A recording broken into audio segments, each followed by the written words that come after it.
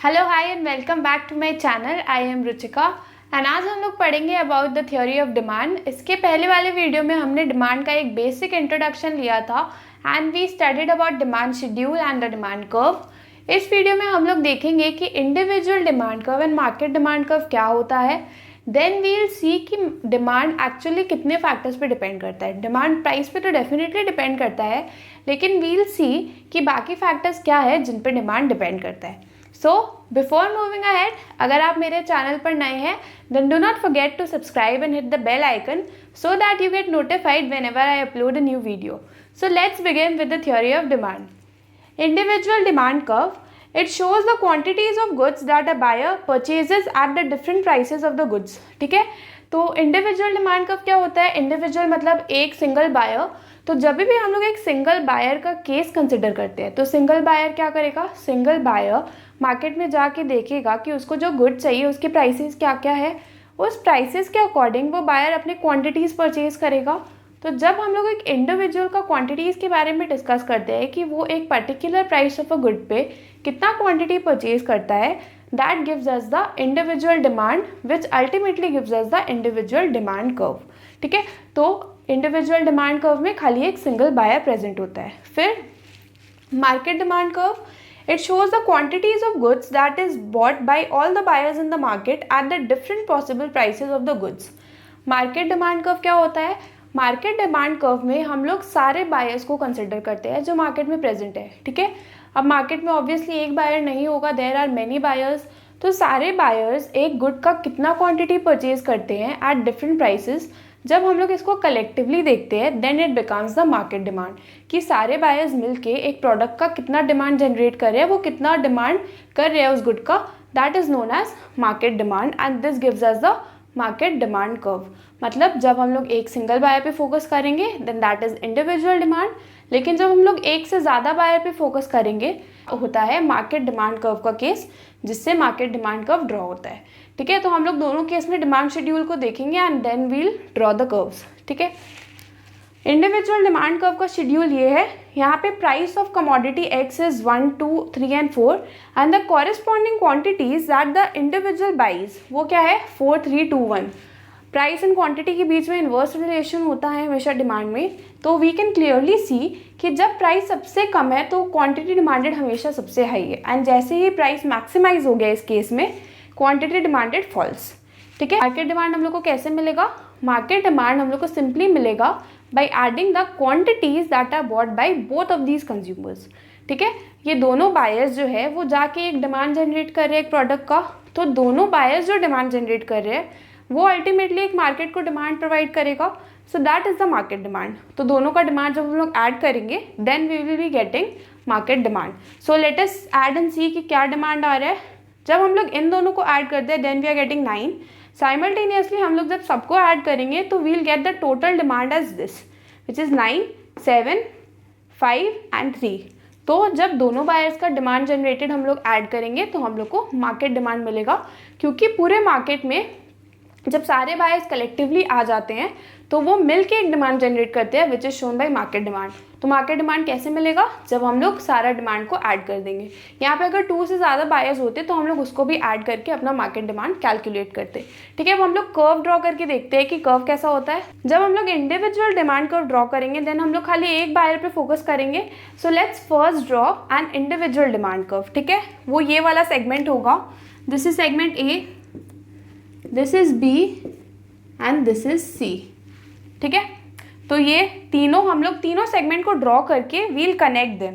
हम लोग पहले यहाँ पे कंज्यूमर ए का डिमांड कर्व बनाएंगे, दिस इज कंज्यूमर ए। फिर हम लोग इसमें कंज्यूमर बी का डिमांड कर्व बनाएंगे एंड देन हम लोग फाइनली कनेक्ट करके देखेंगे कि मार्केट डिमांड कैसे जनरेट हो रहा है। ठीक है, तो इसका डिमांड कर्व कैसा होगा? 1 पे 4 है, मतलब इसका डिमांड कर्व कुछ ऐसा जाएगा।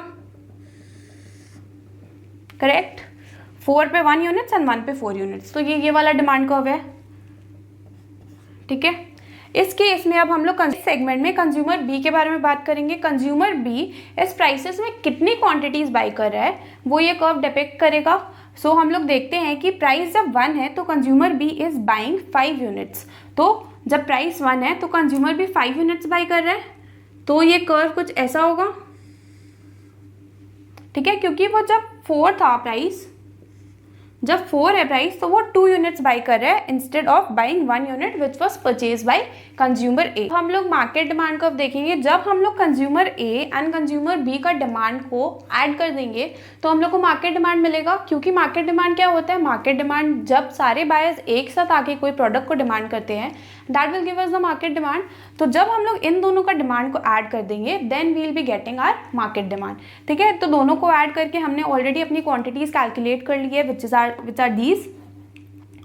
ठीक है, तो अब हम लोग इसको प्लॉट करके देखते हैं। हम लोग क्लियरली देख सकते हैं कि when the price is 1 the total quantity that has been demanded is 9।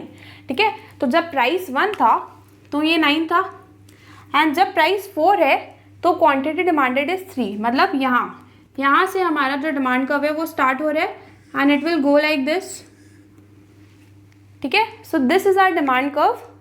4 units पे 4 जब प्राइस था तो 3 यूनिट्स वॉज कंज्यूम्ड, एंड जब 1 था तो 9 यूनिट्स वॉज कंज्यूम्ड। ठीक है, तो इन दोनों का समेशन लेके हम लोग को अपना मार्केट डिमांड कर्व मिलता है। Now let us see the factors on which demand depends. Demand काफ़ी सारे फैक्टर्स पे डिपेंड करता है जो फाइनली डिटरमाइन करता है कि एक बायर कितना डिमांड करेगा एक प्रोडक्ट को। So let us see all the factors and understand कि सारे फैक्टर्स डिमांड से कैसे कनेक्टेड है। The first factor is own price of commodity. Own price of commodity is a very important determinant of demand. जब भी हम लोग market जाते हैं कोई प्रोडक्ट बाई करने के लिए, देन हम लोग का प्राइमरी फोकस रहता है उसके प्राइस पे। अब हम लोग को कोई भी कमोडिटी बाई करना है तो सबसे पहले we check the price of the product, अगर वो हमारे बजट में फिट हो रहा है या नहीं, या फिर वो यूज़फुल है कि नहीं उस प्राइस पे। So our first focus is on the price of the commodity that we are going to buy. तो अगर हम लोग को प्राइस सूटेबल लगा then only we demand the product and then only we buy the product. तो price जो commodity का है, ओन प्राइस जो कमोडिटी का है, that is very important for the determination of demand. The next factor on which the demand depends is the price of related goods. Price of related goods का मतलब क्या है, अगर हम लोग सपोज कोई गुड बाई करने जा रहे हैं मार्केट में, तो उस गुड के जैसा और भी बहुत सारा गुड्स है जो अवेलेबल है मार्केट में। तो जब भी हम लोग मार्केट जा रहे हैं कोई गुड परचेज करने के लिए, then we are taking into consideration all the set of goods similar to that product. अब हम लोग देखेंगे कि उसके जैसा जो रिलेटेड गुड्स है उसका प्राइस क्या है। Then we will finally make a deal which is the best for us. अगर उसका राइवल गुड्स का प्राइस कम है तो हम लोग ऑब्वियसली वो बाई करेंगे, नहीं तो हम लोग अपने पहले वाले सेट ऑफ गुड्स को ही बाई करेंगे। So here comes the case of substitute goods and complementary goods. तो सब्सटीट्यूट गुड्स में क्या होता है, सब्सटीट्यूट गुड्स में अगर एक गुड का प्राइस बढ़ता है then we simply change our consumption decision. हम लोग उसके जगह उसको एक दूसरे गुड से रिप्लेस कर देते हैं। ठीक है, we are no longer buying that product क्योंकि उसका प्राइस कंटिन्यूसली राइज हो रहा है। इंस्टेड हम लोग मार्केट में उसका सब्सटीट्यूट से उसको रिप्लेस कर देते हैं। अब सपोज एक किड डिमांड कर रहा है कि उसे कोई रिफ्रेशिंग ड्रिंक चाहिए, then her mother goes to the market. Her mother sees कि उन्हें कौन कौन से रिफ्रेशिंग ड्रिंक्स अवेलेबल है मार्केट में। Then she will evaluate the prices. अगर टैंग का प्राइस बहुत हाई है then she will simply switch to Rasna, क्योंकि उन्हें रिफ्रेशिंग ड्रिंक बाई करने से मतलब है उन्हें ये नहीं देखना कि वो टैंग है कि रसना। अगर बल्कि टैंग का प्राइस बढ़ रहा है then she will simply switch towards Rasna, क्योंकि रसना एक कम प्राइस में उनको मिल रहा है। So these are the case of substitute goods कि अगर एक गुड का प्राइस बढ़ गया तो दूसरा जो सिमिलर गुड है वो उसका प्लेस ले लेगा, that will simply replace that good. So whenever price of one good rises, the demand for other goods simply rises. ठीक है, also the case of complementary goods. Complementary goods में क्या होता है कि अगर एक चीज़ का प्राइस गिरा तो दूसरे चीज़ का डिमांड बढ़ जाएगा। ठीक है, अब आप सोच रहे हो कि ये कैसे पॉसिबल है, ये ऑब्वियसली पॉसिबल है। Let us take an example. हम लोग पेन्स का एग्जाम्पल लेते हैं। ठीक है, अगर पेन का प्राइस गिर गया, पेन का प्राइस गिरा है मतलब उसका demand will rise, because demand and price का इन्वर्स रिलेशन है। तो जब डिमांड राइज होगा पेन का तो सिमिलरली इंक का भी डिमांड राइज होगा। पेन में तो इंक होता है ना, तो इंक का भी डिमांड राइज होगा। So that is the case of complementary goods और कॉम्प्लीमेंट्स, कि एक गुड का जब प्राइस गिर रहा है तो वो अल्टीमेटली दूसरा जो गुड है उसका डिमांड को इंक्रीज कर रहा है। These are the case of complements और कॉम्प्लीमेंट्री गुड्स। तो substitutes and complements are the prices of the related goods that we are talking about. Third factor है जिस पे डिमांड डिपेंड करता है, that is the income of the consumer. Income एक बहुत important role play करता है क्योंकि हम लोग अपने इनकम के ही बेसिस पे अपना एक बाइंग डिसीजन लेते हैं। हम लोग कोई भी कमोडिटी बाई करते हैं जब हमारा इनकम हमें उस परचेज़ का अलाउंस दे रहा है। ठीक है। So income is a very important determinant of the generation of demand. यहाँ पे आता है again two kinds of goods which are normal goods and inferior goods. Normal goods क्या होता है? नॉर्मल गुड्स के अंडर वो गुड्स आते हैं जिनका हम लोग डिमांड इंक्रीज़ कर देंगे अगर हमारा इनकम इंक्रीज़ हुआ है। सो इन दोनों का पॉजिटिव रिलेशनशिप होता है between income and demand. In case of normal goods there is a positive relationship between income and demand. अब इन्फीरियर गुड्स क्या होता है? इन्फीरियर गुड्स ऐसा गुड्स होता है जिसका कंजम्पशन हम लोग डिक्रीज़ कर देंगे when our income falls. So normal goods का अगर इनकम बढ़ता है हम लोग का तो हम लोग डिमांड इंक्रीज़ करते हैं, एंड फॉर इन्फीरियर गुड्स अगर हमारा इनकम फॉल करता है देन हम लोग डिमांड भी उसका डिक्रीज़ कर देते हैं। ठीक है। Since income is concern then there comes two section of people, one is the rich section and one is the poor section. तो अगर रिच पीपल है, जो rich section of the society है, अगर उनका इनकम फॉल भी करता है they will still keep on buying grains, क्योंकि उनको ग्रेन का प्राइस उतना अफेक्ट नहीं करता है। लेकिन फॉर द पुअर क्लास अगर उनका इनकम फॉल हो रहा है then they will postpone the buying of grains, वो लोग उसका डिमांड कम कर देंगे क्योंकि उनके लिए अब वो अफोर्डेबल नहीं है।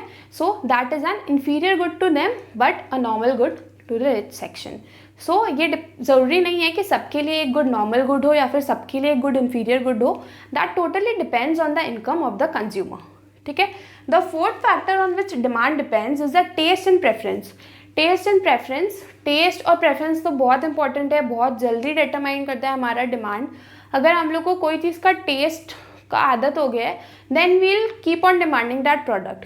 ठीक है। अब हम लोग आजकल इतना सब लोग सैंडविचेस खाते हैं, तो सपोज हम लोग सैंडविचेस में एक पर्टिकुलर ब्रांड का ही मेयो यूज़ कर रहे हैं, तो अगर हम लोग को मेयो का हैबिट पड़ गया, हम लोग वो मेयो के टेस्ट से अक्वेंट हो गए हैं, देन हम लोग कभी भी अपना जो ब्रांड है वो स्विच नहीं करेंगे। अगर हम लोग डॉक्टर ओएटकर्स का खा रहे हैं then will just keep on buying that product, हम लोग दूसरे ब्रांड्स में स्विच नहीं करेंगे क्योंकि मेरे को वो टेस्ट पसंद आ गया, I will always prefer that particular brand.